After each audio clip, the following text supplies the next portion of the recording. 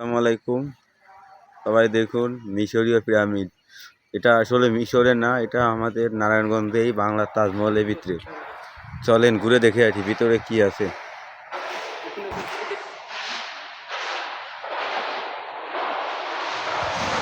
ভিতরে ঢুকে দেখে আসি ভিতরে কি আছে।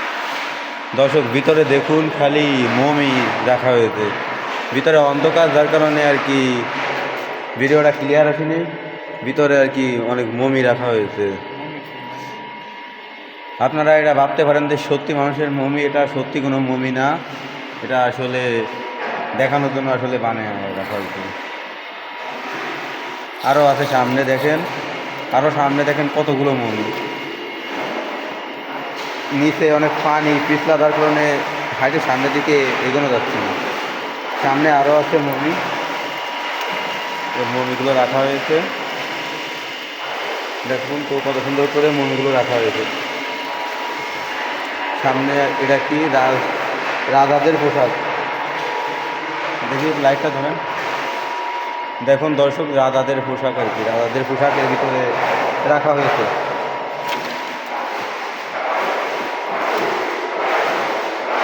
এই সব রাজাদের পোশাক।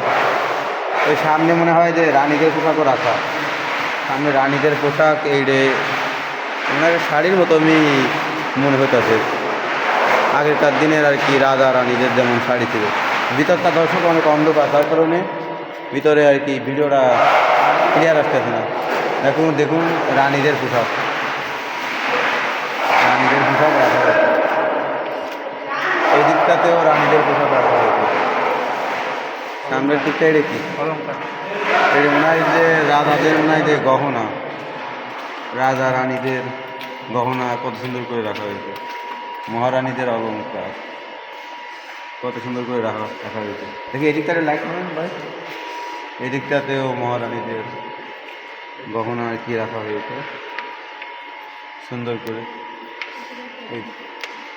এই দিকটাতেও গহনা রাখা হয়েছে। এটা কি রাধা বাচ্চাদের মুক্তামণি, এটা মনে হয় চুরি হয়ে গেছে, যার কারণে এ জায়গায় নাই। আবার এই সাইডটা কি রাখা হয়েছে, এই সাইডে রাধা রানীদের যে খাবারের যে হাঁড়ি কলস, এইগুলো আর কি রাখা হয়েছে। দর্শক এটাই ছিল আর কি পিরামিডের ভিতরে।